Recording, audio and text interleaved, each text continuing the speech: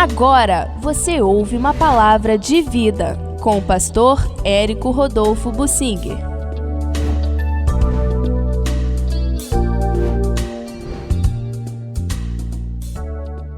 Deus fez distinção dos israelitas nas pragas que ele efetuou no Egito. A gente lê na Bíblia uma história que, para mim, é um pouco assim despertadora de ansiedade. Quando eu estou lendo a paciência de Deus em provar o Egito e a resistência do faraó rebelde contra Deus, em resistir a Deus. E Deus continuou com paciência, fazendo as pragas, destruindo aos poucos o Egito todo, até que por fim foi apertando e o faraó no final se rendeu, mas voltou atrás e resolveu, com o que tinha ainda sobrando no Egito, perseguir os israelitas, querendo destruí-los, até que com todo o seu exército foi afogado nas águas do Mar Vermelho, a 40 metros de profundidade. Ali ficou o faraó sepultado nas águas do Mar Vermelho.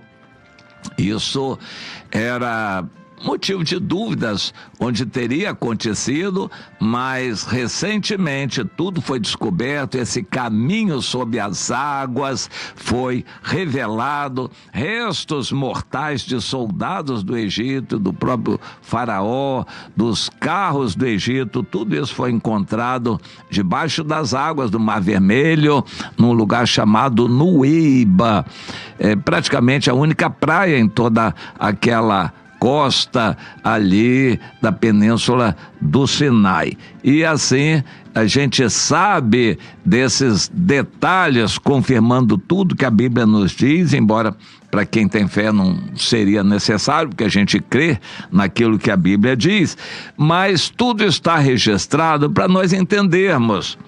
Quando Deus começou as pragas, ele avisou, deu oportunidades. O Moisés fez sinais diante do faraó e disse que Deus estava mandando o faraó libertar o povo. O faraó disse: eu vou libertar o povo, esses escravos nos atendem, e eu, por que motivo, por que razão eu vou libertar esses escravos todos? Escravos custam. E nós não vamos libertar escravos. Ô Moisés, nada disso. Pelo contrário, o faraó mandou apertar o povo. Deus mandou outro aviso, o faraó não quis. Então Deus começou com as pragas. E as pragas então começaram e o faraó não foi se rendendo.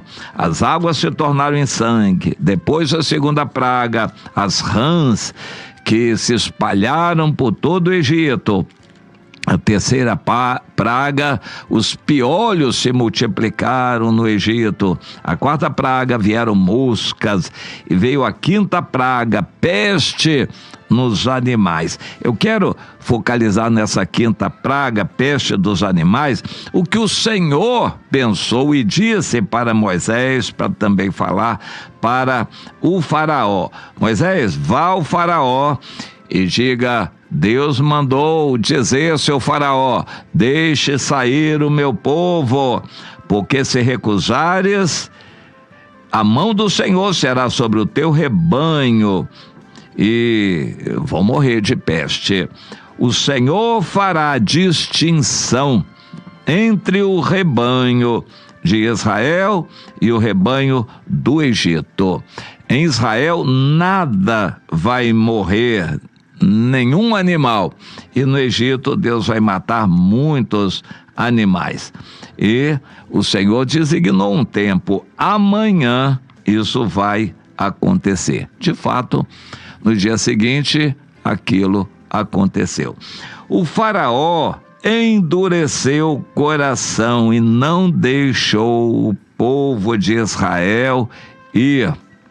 Veio a sexta praga, as úlceras, a sétima praga, chuva de pedras. E o Senhor avisou na 7ª praga: ô Moisés, diga para o faraó que eu, se quisesse, já poderia tê-lo eliminado, e eliminado o povo todo do Egito, e o faraó seria cortado da terra.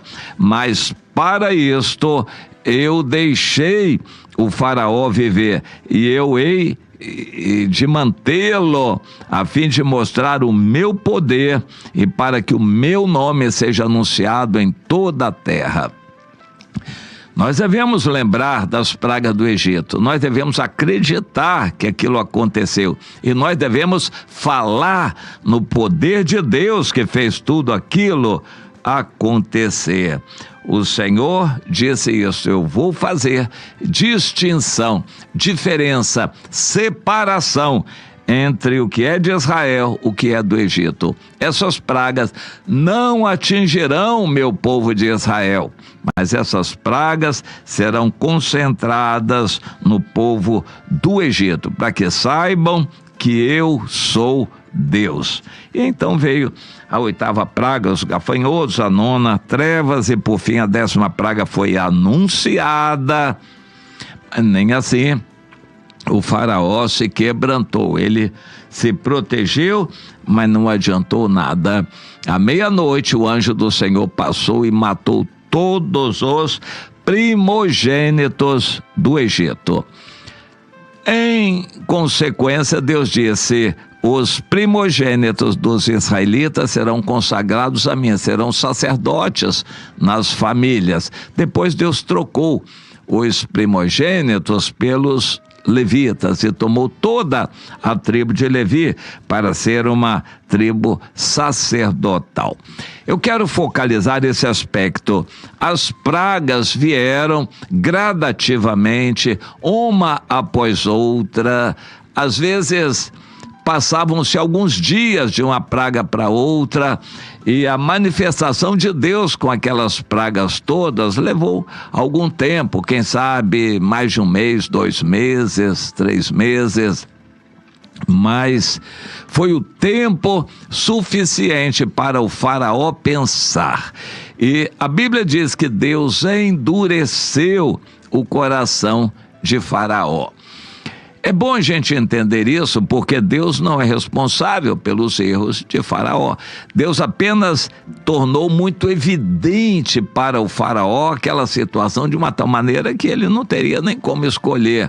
Eu vou deixar esse povo todo sair, esse povo é a nossa mão de obra escrava, e nós vamos ver trabalho feito com o quê? Se nós deixarmos os escravos irem embora, quem vai fazer o nosso trabalho? Não tinha na cabeça de Faraó qualquer possibilidade de deixar o povo escravo, o povo de Israel, sair do Egito. Isso é que significa Deus endureceu o coração de Faraó. Deus deixou as evidências serem tão claras para o Faraó não permitir o povo de Israel sair do Egito. Mas Deus queria continuar com a manifestação do seu poder até que o faraó fosse obrigado a deixar o povo de Israel sair. No final, o próprio povo do Egito se levantou contra o faraó para obrigar o faraó a deixar o povo de Israel ir embora. Um pensamento tomou conta dos egípcios: se eles mataram nossos animais, destruíram nossas lavouras e agora mataram nossos primogênitos, eles vão nos matar a nós todos.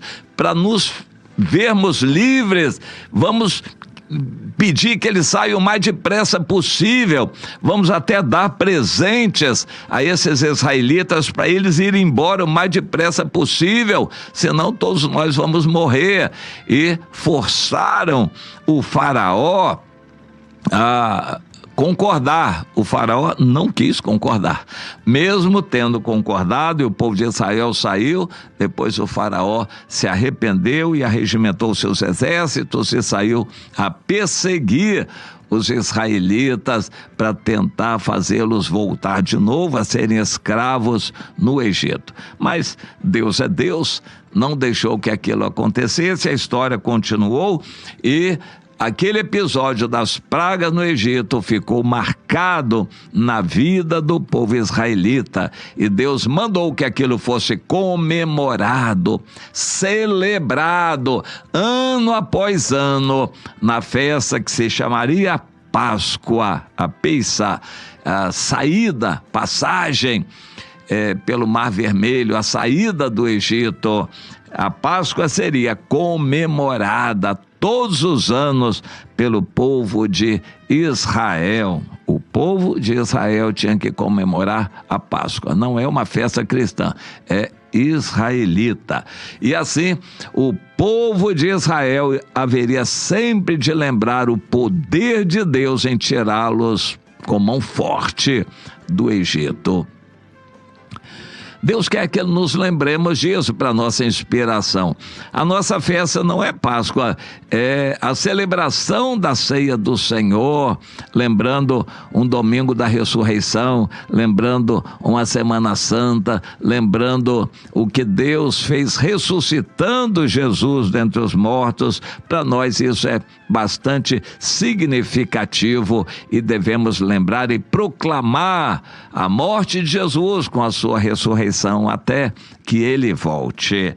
E vamos nos lembrar, o trato de Deus conosco é diferente do trato com o mundo. Preste atenção. O Senhor disse: eu vou fazer distinção entre Israel e o Egito. Deus fez distinção, mas normalmente no Novo Testamento, Deus não faz distinção. A espada da lei, espada de Deus, é de dois gumes, corta para lá e para cá. Deus não tem um critério para condenação da pessoa do mundo e outro critério para condenação do crente. Ambos que forem para o inferno vão ser condenados pelos mesmos critérios. Deus não faz acepção de pessoas, separação de pessoas. Deus quer que o evangelho seja pregado a todos. O evangelho não é só para ser pregado a alguns, é para ser pregado para todos. Deus não faz acepção de pessoas, mas fez. Lá no Egito, é bom a gente lembrar que Deus não manda aquela história se repetir no Egito. Foi uma só, para mostrar o poder de Deus, e não precisa de outra. Deus não faz acepção de pessoas. Isso precisa ficar bem claro. Nós precisamos entender isto, e por isso o evangelho precisa ser pregado a toda criatura. Ordem de Jesus. Há muitos crentes que querem pregar só para alguns, para os bonzinhos, e alguns acham que o evangelho é só para os predestinados. Não, Deus não faz acepção de pessoas. O evangelho precisa ser pregado a toda criatura. E os critérios de condenação ao inferno, ao lago de fogo, vão ser os mesmos para crentes e para não crentes, sendo que os crentes vão receber açoites dobrados, porque eles conheciam a palavra, e a sua rebeldia vai ser digna de condenação. Mas Deus vai julgar a todos os que não obedeceram. Mas Deus já falou isso desde o Antigo Testamento. Sofonias, no capítulo 1, diz: virá uma destruição total sobre os habitantes da terra. Vão ser encaixados ali todos, os crentes misturados, os que creem em Deus, os que conhecem e não obedecem, os que não conhecem. A destruição virá sobre todos por ocasião da vinda de Jesus. O Senhor não faz acepção de pessoas. Entenda que Ele só fez essa vez e não vai fazer mais. Crente vai para o lago de fogo por condenação como outro qualquer, sem acepção de pessoas.